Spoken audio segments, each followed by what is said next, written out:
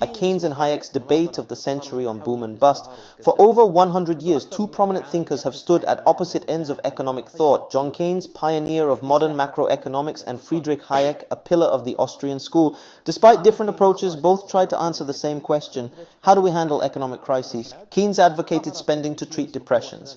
Keynes's ideas surged during the Great Depression of the 1930s as the world faced widespread unemployment and a severe economic downturn. Keynes believed markets fail to self-correct and that in recessions the state must intervene by increasing government spending to stimulate aggregate demand.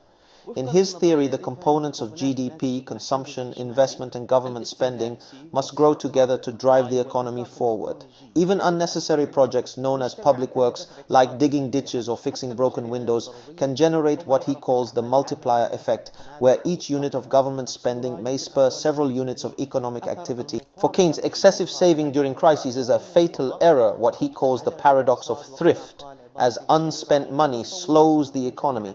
As he famously said, "In the long run we're all dead," hinting that solutions must be immediate, not delayed. Hayek's school, economic freedom, is the basis of stability. Conversely, Hayek rejects the idea that governments can efficiently manage the economy through spending or monetary expansion. He sees artificial booms from low interest rates or excessive credit leading to misguided investments. These misallocations plant the seeds of the next downturn. Hayek argues interest rates must reflect society's real savings. It's the tool that aligns time with production. Central bank manipulation sends misleading price signals to investors. The economy expands unsustainably before collapsing when resources become scarce or production costs rise. For Hayek, the solution isn't more spending, but letting markets self-correct and encouraging genuine saving and investment. The tipping point: who is right?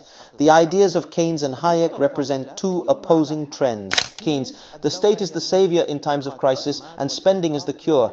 Hayek: economic freedom is the guarantee and saving is the foundation. The truth is, each school has strengths in certain contexts and weaknesses in others. In deep recessions, Keynesian stimulus may be an effective tool to break economic stagnation, but in periods of hyper-prosperity, Hayekian discipline may be necessary to avoid an economic bubble and subsequent collapse. The battle between Keynes and Hayek remains one of the most influential economic debates of the 20th century, and their ideas are still alive in economic policies today. Between the hidden hand of government and the invisible hand of the market, the global economy teeters, while the question remains: do we save the present by spending today or build the future with prudent saving?